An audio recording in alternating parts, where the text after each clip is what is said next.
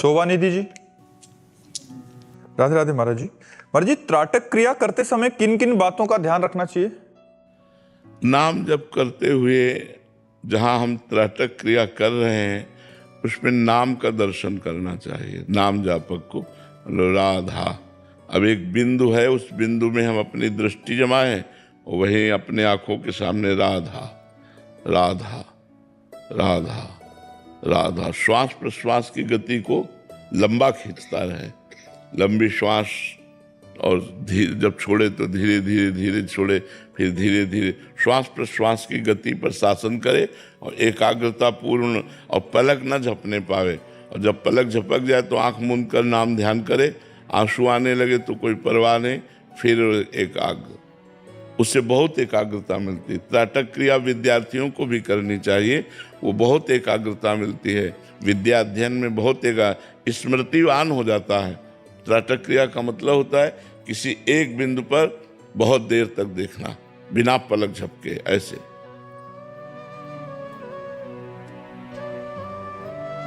सामने हम नाम लिख रहे हैं और उसी में एकाग्र है, और जब परेशानी आंखों में महसूस होने लगे तो ऐसे मूंद ले,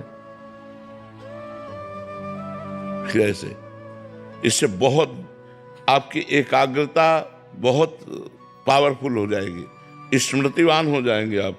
किसी भी बात को सोचना फौरन स्मृति आ जाएगी। ऐसा करना चाहिए, पर ये वही कर सकता है जिसका ब्रह्मचर्य ठीक है। ब्रह्मचर्य ठीक नहीं तो सर में दर्द शुरू हो जाएगा और ठीक से चल ही नहीं पाएगा। ये साधन जो भी होते हैं अध्यात्म के, इनमें मूल में ब्रह्मचर्य चाहिए। अगर ब्रह्मचर्य नहीं है तो फिर नहीं चल पाएगा। ब्रह्मचर्य पावर होता है। ब्रह्मचर्य चाहे गृहस्थ भी हो, उचित ब्रह्मचर्य सबको रहना चाहिए। ब्रह्मचर्य जीवनी शक्ति है, उसको नष्ट करने से ऐसा नहीं कि आप अच्छा अच्छा खाते पीते हैं तो आप बलवान बने रहेंगे, नहीं। ब्रह्मचर्य एक महान शक्ति है, जो उसको संचित करता है, वो उसकी दिनचर्या बिल्कुल फिट चलेगी, उसकी स्मृति फिट रहेगी, उसकी किसी कार्य में थकावट नहीं होगी, उसको कोई बात परेशान नहीं कर सकती, कभी डिप्रेशन में नहीं जा सकता, कभी नेगेटिव विचारों से परास्त नहीं कर सकते, जिसके जीवन में ब्रह्मचर्य है। अब आज हमारी समाज ब्रह्मचर्य नाम से ही परिचित नहीं हो रही। जिस तरह हमारा मन इंद्रियां कहे वैसे हम चले जा रहे हैं, ये ठीक नहीं है। उचित खान पान, पवित्र ब्रह्मचर्य, और जैसे यौगिक क्रियाएं, थोड़ी देर पद्मासन सिद्धासन में बैठना, प्राणायाम करना, त्राटक क्रिया करना, इससे हमारी बौद्धिक शक्ति बलवान होती, स्मृतिवान होता है। वो जो एकाग्रता है, उसकी एकाग्रता रूपी धन परिपक्व होता है, वो जिधर चाहे उधर एकाग्रता।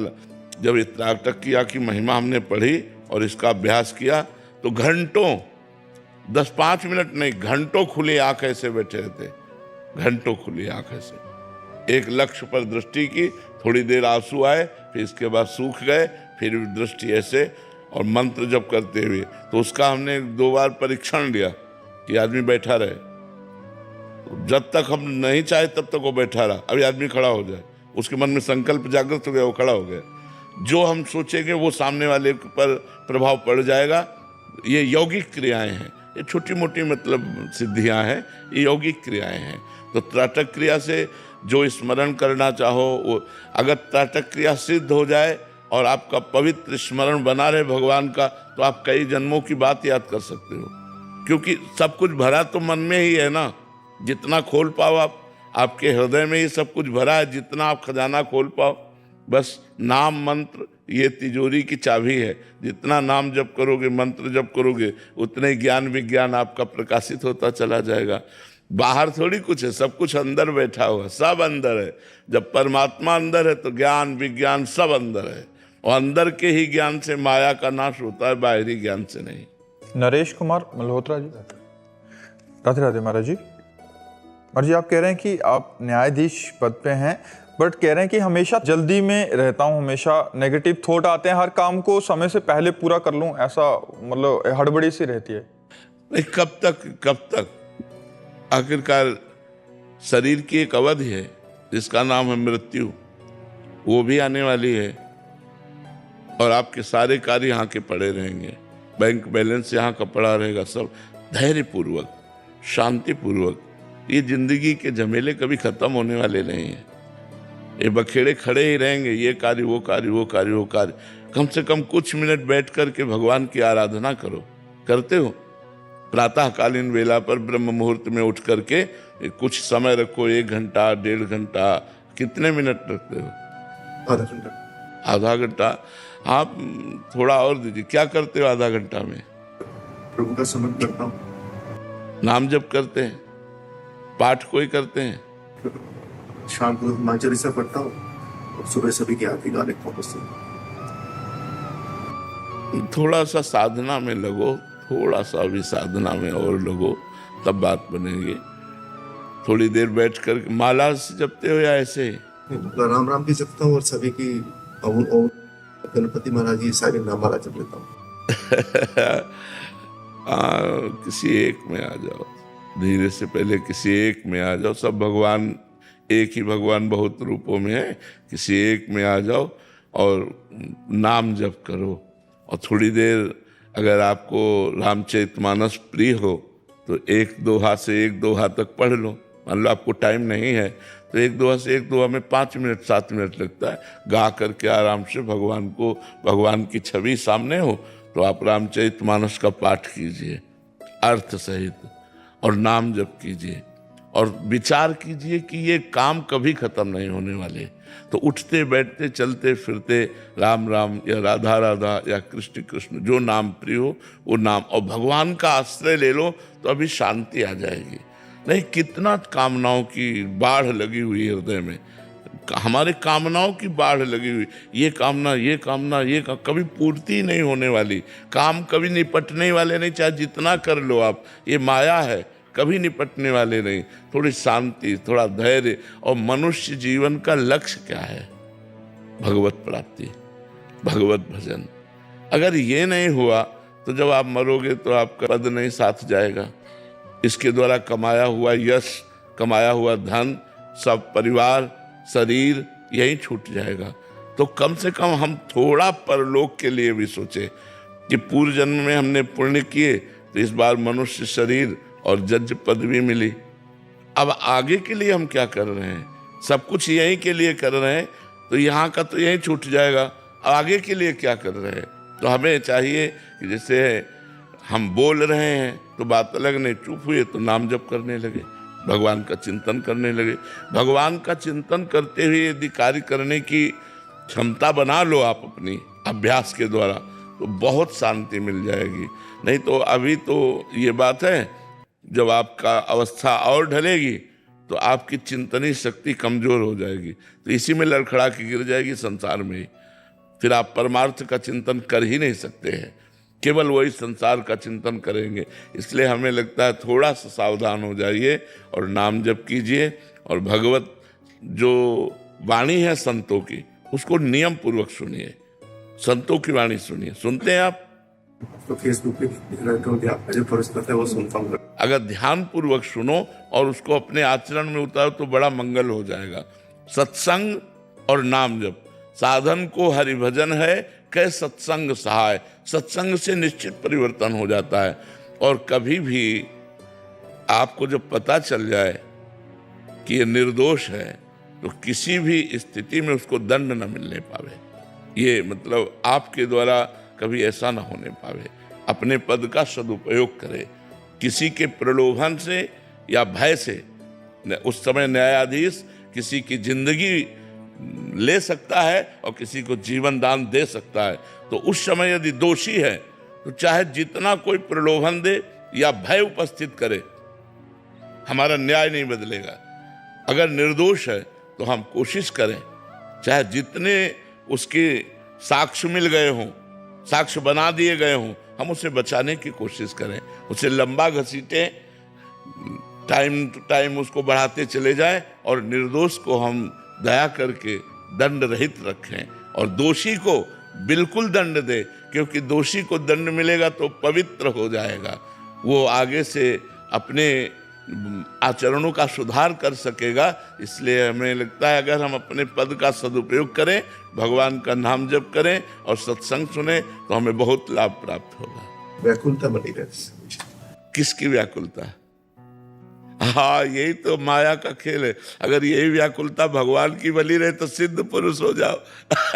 भगवान के लिए कब मिलेंगे, भगवान कब मिलेंगे, ऐसी व्याकुलता हो जाए तो जीवन धन्य हो जाए। अब ये व्याकुलता अर्थ की है या किसकी व्याकुलता है, इसको पहचानिए आप कि अंदर से किसकी व्याकुलता है, क्यों अशांति क्यों है। व्याकुलता अगर भगवान की है तो उसमें परम शांति होती है, और अगर संसार की है तो अशांति होती है।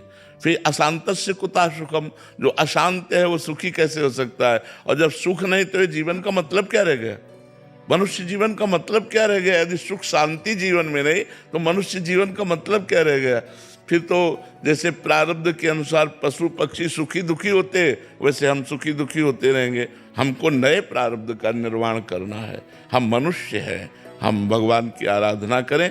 आप नाम जप कीजिएगा और रामचरितमानस का पाठ कीजिएगा और न्याय में चूक ना कीजिएगा। भगवान बड़ी कृपालु हैं, वो सारी व्याकुलता का अपहरण कर लेते हैं। शेखर जी सहारनपुर से। श्री हरिवंश महाराज जी। महाराज जी, धामवास कब और कैसी स्थिति में आने पर करना चाहिए? धामवास अपने बस की बात थोड़ी है। जिनको वृंदा विपिन है, कृपा तिन्ह की होए, वृंदावन में तबे तो रहन पाइए सोए। जिनका वृंदावन है वो किशोरी जो कृपा करें, प्रिया जो कृपा करें, तब जीव वृंदावन वास कर पाता है। और जब कृपा हो जाए तब वृंदावन वास कर लेना चाहिए। जैसे घर पे जिम्मेदारियों में तो ऐसा लगता है कि धामवास जाएंगे तभी भगवत प्राप्ति हो। गुरुदेव तो धाम का आश्रय लेकर अपनी जिम्मेवारियों को पूरा कीजिए। ये जब तक ये सब दिखाई देता है ना तब तक बात अलग हो। जब धाम की लगन लग जाएगी ना तो एक ही बात दिखाई देती है, मुझे वृंदावन वास करना है, दूसरी बात नहीं। जब तक दूसरी बात दिखाई दे रही तो उसको पूरा करो, अपना कर्तव्य मान करके धाम का भरोसा रखो, आश्रय रखो, नाम जप करो, लाडली लाल की लीलाओं का गायन करो, अपने परिवार के जो कर्तव्य हैं उन कर्तव्यों को पूरा करो। ऐसा लगता है कि वहां रहेंगे तो भगवत प्राप्ति नहीं हो पाएगी, धाम में रहेंगे। वैसे हम आपको बताएं, भगवत प्राप्ति कहीं कहीं भी रहो निश्चित हो जाएगी यदि भजन हो रहा है। तो अगर यहाँ भी कर्म बिगड़ गए तो सुअर कुत्ता पशु पक्षी बनना पड़ेगा। वृंदावन के बनोगे पर बनोगे वृंदावन के ही, पर बनना पड़ेगा। तो भजन से वृंदावन बसिके इतनो बड़ो सयान, जुगल चरण के भजन बिन निमिष न दीजे जान। निमिष कहते हैं पलक झपकने को। वृंदावन वास करके सबसे बड़ी प्रवीणता चतुरता इसी बात में है कि एक सेकेंड का भी समय प्रिया प्रीतम के भजन से ना जाए। ऐसा ना हो कि एक सेकंड चला गया हमने भजन नहीं किया। वही प्रवीण वृंदावनवासी है जो निमिष कहते पलक झपकने को। इतने समय के लिए भी प्रभु को ना भूले, हर समय प्रभु का भजन करे। तो अगर वृंदावन में भजन नहीं करोगे तो बनोगे सुअर कुत्ता, लेकिन यहीं के बनोगे अगर अपराध बन गया।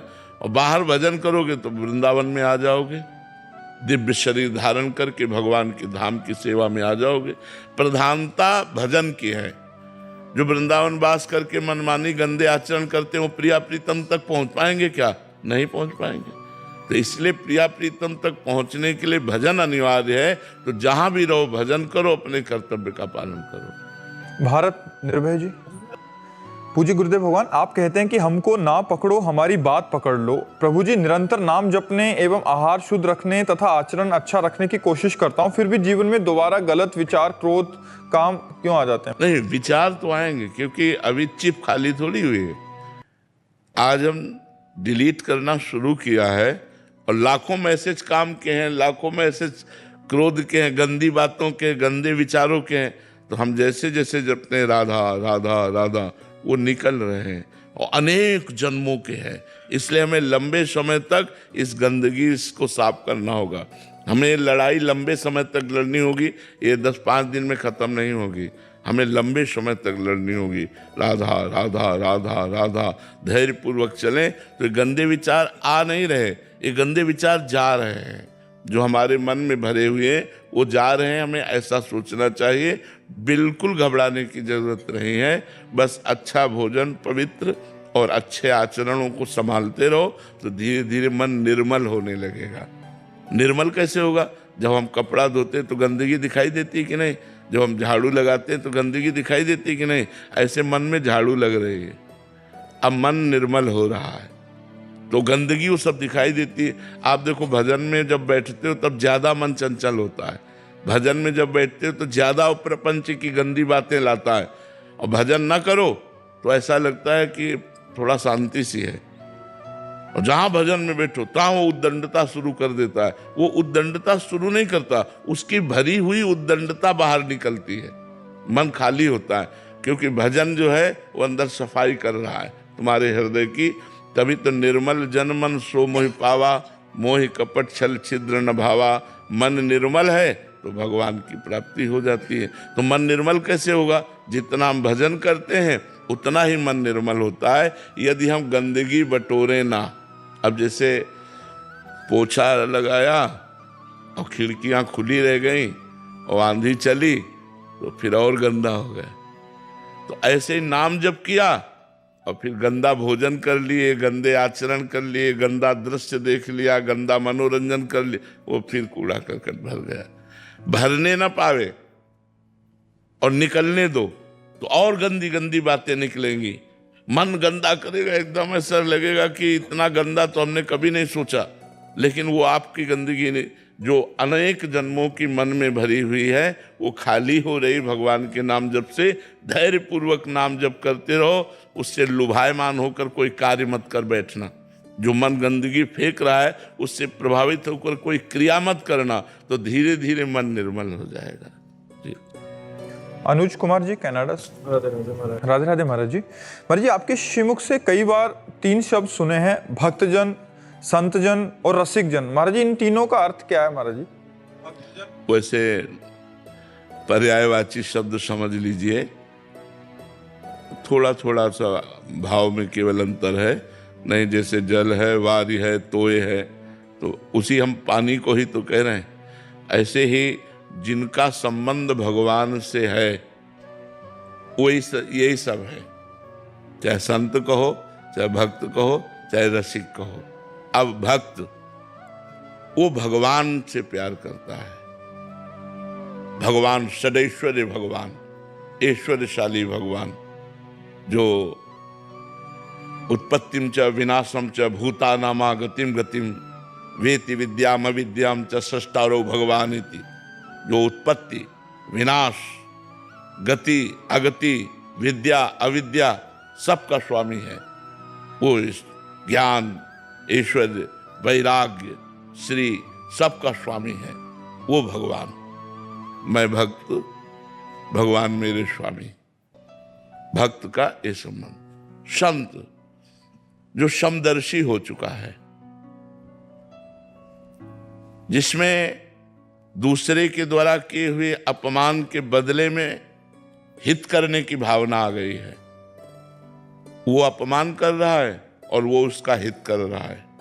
जो निर्वैर है, जो समदर्शी है, जो सहनशील है, जो समस्त जीवों के प्रति करुणा रखता है और भगवान में स्थित है, उसे संत कहते हैं। रसिक जो लाडली लाल, यहां भगवत्ता नहीं है, यहां प्रेम का स्वरूप है। प्रेम के खिलौना दो, खेलत हैं प्रेम खेल, प्यारी जू और प्यारे जू। ये भक्त कभी ऐसा नहीं बोलेंगे। जब भक्त जयकारा लगाएगा तो भगवान की जयकारा लगाएगा। हमारे यहाँ जयकारा लगता है लाल जू कह के, राधा वल्लभ लाल की जय, बाके बिहारी लाल की जय, राधा रमण लाल की जय। ऐसा नहीं कहा जाएगा कि राधा रमण भगवान की जय, नहीं कहा जाएगा। रसिक जन भगवान की भगवत्ता का विस्मरण करके उनके साथ प्रेम खेल खेलते हैं। रसिक वही जिसके हृदय में प्रिया प्रीतम को सुख पहुंचाने के लिए प्रतिक्षण उत्साह। भक्त है तो भक्त 4 प्रकार के हैं। एक अपनी संकट निवृत्ति के लिए भक्ति करता है, एक भगवान से धन प्राप्ति की चाह रखता है, एक भगवान को जानना चाहता है और एक भगवान को जान गया है। 4 प्रकार के भक्त बताए गए। जैसे तो रसिक वही केवल है जो केवल प्रिया प्रीतम को सुख पहुंचाना चाहता है, जो प्रभु को सुख पहुंचाना चाहता है। क्या वस्तु को भोग लगाऊं, क्या पहना दूं, कौन सा इत्र लगाऊं, आज कौन सी सेवा करूं जिससे हमारी प्यारी जू प्यारे जू को सुख मिले। अपनी चिंता नहीं है। जो अपने विस्मरण को प्राप्त हो चुका है, मैं का विस्मरण कर चुका है और प्रिया प्रीतम के अनुराग से युक्त हो चुका है, उसे रसिक कहते हैं। और जो मैं सहित भगवान की शरण में चला गया है, उसे भक्त कहते हैं। और जो समदर्शी है, निर्वैर है, अपमान करने वाले को भी सुख प्रदान करने वाला है, वो संत है। तो संत, भक्त, रसिक सब उसी परमात्मा से संबंध जुड़ने के कारण ही है।